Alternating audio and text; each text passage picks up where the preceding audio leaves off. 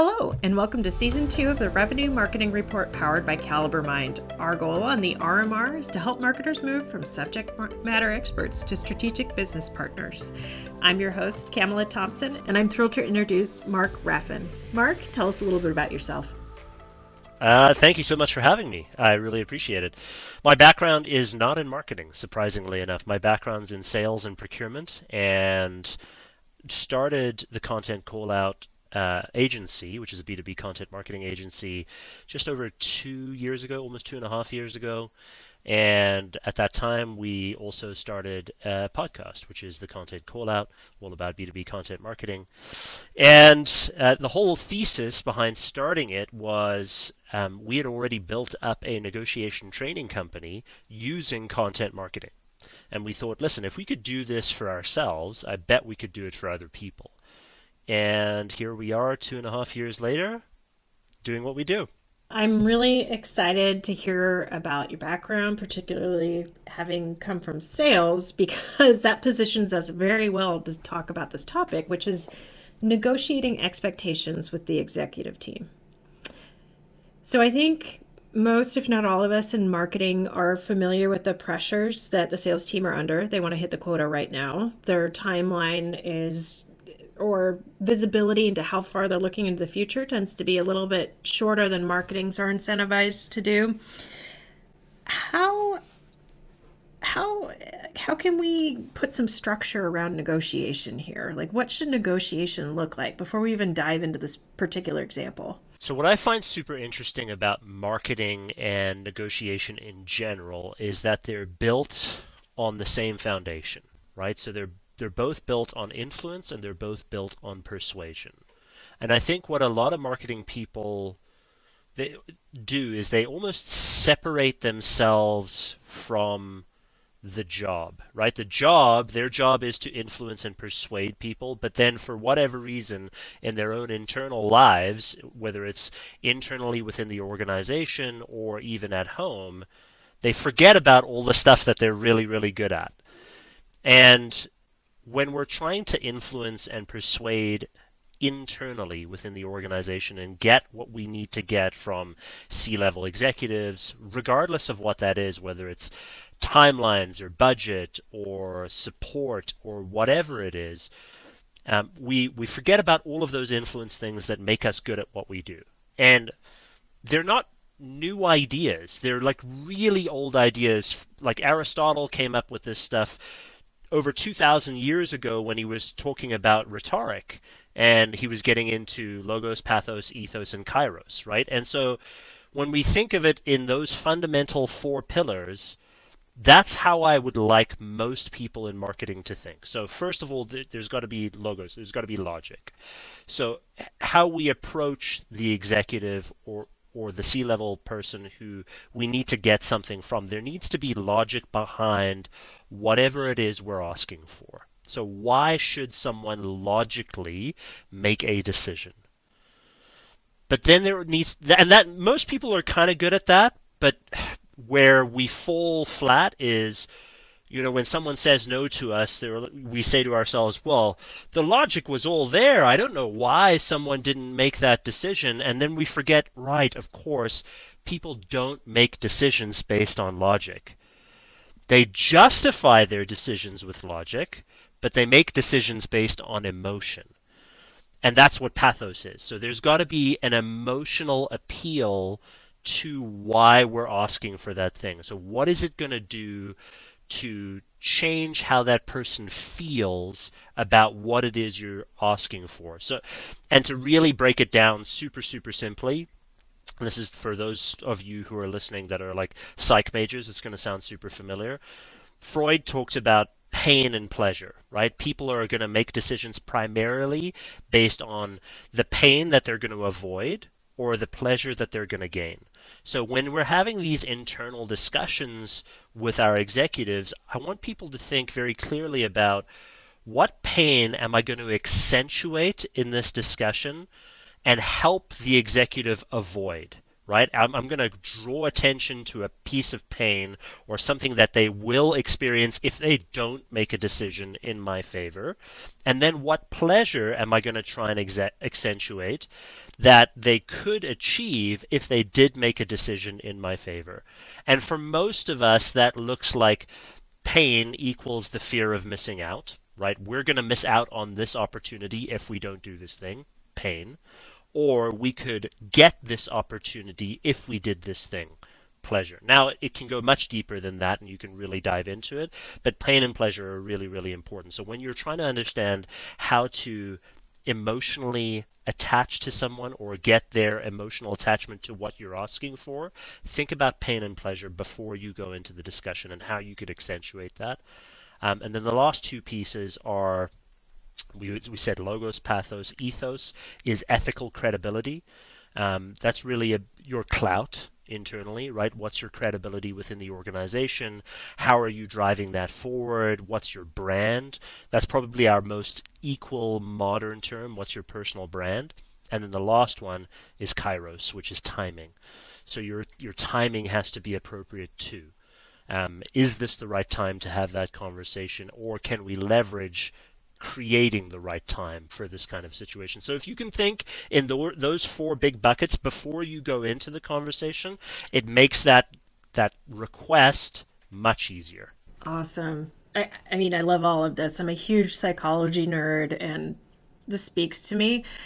The reason why, for listeners who are in marketing operations and thinking, this doesn't really apply to me, I want to repeat what I heard just this morning, and I'm going to get an emotional response because I know I got emotional when I heard it. But the person I was speaking to said, marketing operations, they're the nerds who sit in the corner that the executive team already thinks they pay too much. So it's really hard for them to convince anybody that they should have another tool. I wanted to throw something, and I'm sure people listening are probably like yelling right now. But this just emphasizes the need to get better at negotiating and understanding your audience, and that you need to discover the emotion that you're fighting against, and then figure out how to help them rationalize the decision you're driving them towards. So let's talk about a scenario. We have a marketing department with really aggressive lead generation goals. We're interested in marketing and getting advanced analytics and attribution to prove that we're not just impacting lead generation, we're also helping drive sales over the finish line. First, I need to convince my CMO that this is a good idea. And their budget, they either have to choose between going to a couple events or investing in some kind of direct mail tool or investing in this analytics tool. What are the things I need to consider as a marketer? I know that from my perspective as marketing ops, I'm wasting a week a month on spreadsheets, and it takes me 2 weeks to really get the data to a place every quarter in order to get the reports that everybody wants. I know the CMO isn't compelled by that because I've tried it in the past and it's not working. Where should I be looking next? So I think the answer is in the question. The question is, how do I get someone to do this? And I've already discovered that they really don't care about me saving a week of my time.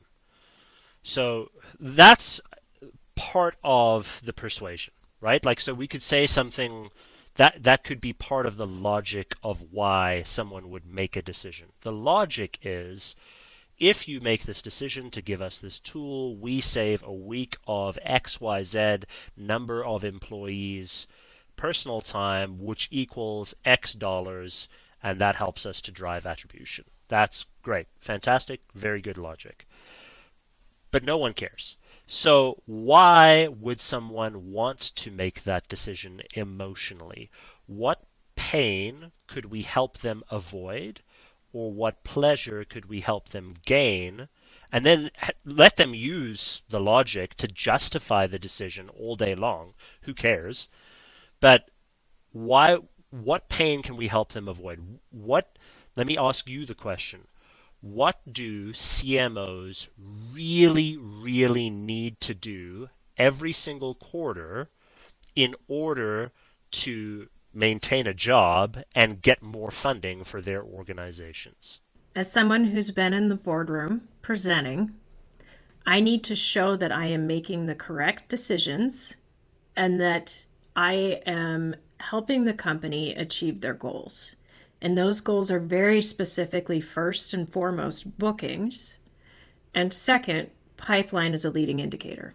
That's what my board members care about. And that all comes down to your ability as a CMO to forecast accurately what you think the effect of marketing is going to be on pipeline. So, if we know that, then what are we doing there to, number one, reduce the fear or the pain that a person could experience by having that presentation done correctly so that we can support them in that presentation to show that the marketing ops and all of the attribution is doing what that person said they would do in terms of forecasting, and what are we doing to support that function or that conversation that that person is having in the board meeting to drive the conversation of predictability and forecasting forward. To tell the CMO that, look, you get to save a week out of every month for this number of employees and it's this kind of cost savings, we know they don't care. But to help them save their job by giving them the predictability of the data and all that kind of stuff, that's an entirely different conversation. So when you have that conversation, yes, you pitch it as, look, the logic behind this decision is X, Y, and Z employee, save a week a month, and we get that money. But what's really important is that this helps you to drive predictability so that when you go into your boardroom conversations, you can speak intelligently to this forecast and say that marketing drives this value. This also helps you to get out of any awkward conversations that you may have with the board and with the CEO on how marketing actually is driving dollars for the organization. And that's the real value of making this decision. Now, when the CMO hears that conversation, they're going to say, okay, well, that makes a ton of sense. Cool. Let's have another conversation. What does this look like? Now, the ethos side of this, the ethical credibility and the kairos side are really, really important. If you can time, especially kairos, if you can time your conversation to a couple weeks before the board presentation or 3 weeks before the board presentation, that's going to really, really, really help them. Yeah. Or tie it to a very steep investment that they're making for, let's say, a HIMSS booth or a big healthcare show. That's $350,000, and we haven't been doing in-person events for a while, and we've been doing fine. So why are we spending money on that booth? That is a question they're going to hear in the boardroom over and over and over. So if we could tie to that. Now I want to take a step back for just a second. The things standing in way of making the purchase or key objections, as I always think of this from a sales standpoint. One of those is FOMO, fear of missing out. If I invest on this analytics tool, I'm not spending on what I view as a revenue generating tool, and I could be missing out on additional pipeline and revenue. If we can recognize that objection is coming because we know their budget is being taken away from other activities, how can we start to formulate a response? So I think the thing that we've got to think about is, why does that person want the revenue generating tool? To drive more revenue, obviously.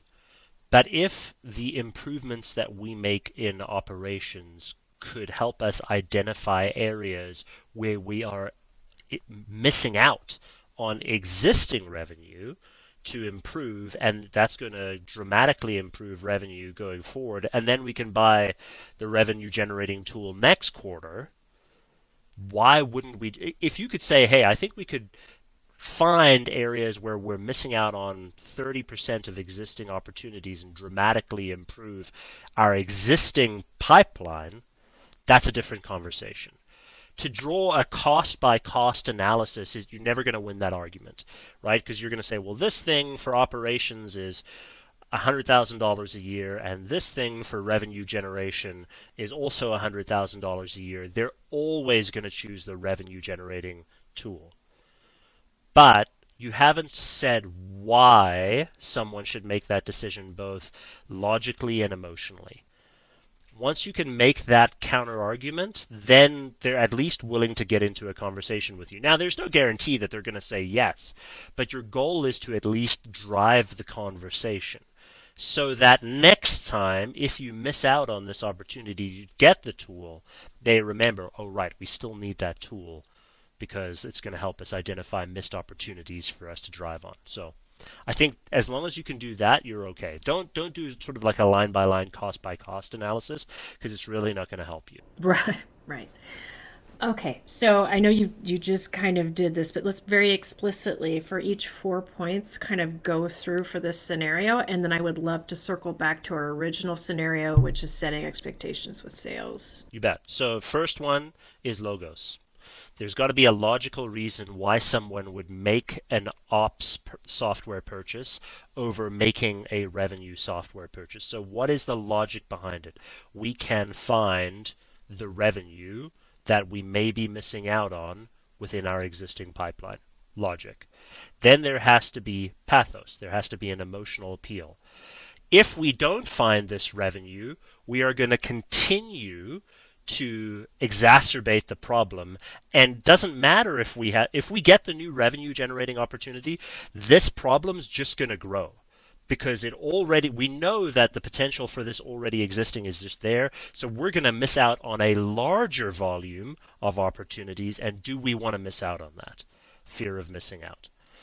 Or that's the pain side of the argument, or you can draw them to the pleasure side of it. Look at all of the amazing opportunities that we could capture as a result of implementing blah, blah, blah, right? So pleasure side of the argument. Job security. Job security is a Yeah. big deal, right? Yeah. Think of the conversation you could have in your next board meeting when you say, hey, by implementing this tool, we uncovered 30% more opportunities. Wow. Different conversation. Then there's ethos, which is the ethical credibility. And we really can't cover that in today's podcast, but really this is about making sure that you have good credibility within the organization, right? You're doing what you said you were going to do. You're delivering consistently. You're doing your job. You're representing the brand well. All of that's really, really important. And then the last piece is kairos, which is timing, which is just making sure that you're having this conversation well ahead of the board meeting, but close enough to the board meeting where it's still going to resonate emotionally for that person. Yeah, a couple weeks after may be the perfect time because next time we go in there, the tool's going to be in place. This could be an easier conversation. Love it. Okay, so this scenario, I think we've all seen. Sales is very focused on hitting their number this quarter. The new initiatives we're rolling out aren't producing today. How can we set some realistic timelines, and is there some opportunity for negotiation on the marketing side and maybe looking at shorter term tactics to supplement that issue? That's a loaded Okay. question. Yeah, Indeed. so I want to break it down. Give me the first part of the question again. Sales is missing their targets. Sales is missing their targets. We just rolled out new initiatives. It's going to take time for them to take effect. And now the CMO is coming to us saying, hey, I need results now. The CMO is coming to us and saying, how long is it going to take to see results? I need them now. Yes. So I think the first thing that needs to be had is to have a realistic, logical conversation. Again, going back to the same 4 pillars that we were talking about before. We started these initiatives with the timeline in mind when we came to you, right? So there's no real way to accelerate the timelines of the existing initiatives we have because that's how long it generally takes to get the results that we're looking for. Another piece of logic that we need to add into it. But what we can do are some additional things that would accelerate some of the results, and that's going to require us to invest more money. Logic. Then we go into the pathos, which is the emotional appeal. What this will do for you is, and then identify an area that that person really cares about, or what this is going to help you avoid is the awkward conversation because sales is not going to hit target, blah, blah, blah, blah, blah, fear of missing out, all that kind of stuff that comes into it. And then the Kairos thing is already taken care of because we already know what the pressure is on timeline, and then all it comes down to is your credibility to be able to carry the argument in ethos. Yeah, and I inadvertently set us up for success in the argument I created because I recognized that we do need to hit the short-term target too, and suggested we supplement. So I think that's the second takeaway here is keep an open mind and hear the pain points from the people you're talking to and look at them as valid. Yeah, and think of the opportunity that exists too, because like typically if a CMO comes to you and says, hey, how do we accelerate the timeline for these existing things? If you just say, look, there's no way to do that without asking for something else and offering an alternative to be able to do some short-term things to drive that, you're really missing out on a great opportunity. So there's always opportunity. Always a differentiation between a good and excellent marketer. Mark, this has been amazing. Let's talk about the content call out. Listen, review, subscribe. We love it at Caliber Mind. I really recommend that everybody checks it out. But if you could give us where we can find you. Yeah, so I mean, look, the easiest way to get to our podcast is to listen to it wherever you listen to podcasts, whether it's Spotify or Apple Podcasts or wherever you go to listen to your podcast. Search the Content Call Out. We're a B2B content marketing show, and we're backed by a B2B content marketing agency, and that's what we do on a day-to-day basis. And it's just been a real pleasure. Thank you so much for having me here. I really appreciate it. Wonderful. And where can people find you online to network? Best place to do it is on LinkedIn. So reach out to me, connect with me on LinkedIn, search my name, or you can go straight to our website at contentcallout.com. Those of you listening, if you enjoy the podcast, please like, follow, subscribe, tell 2 friends. It really does make a difference. And for those of you looking for more content like this, check out calibermind.com.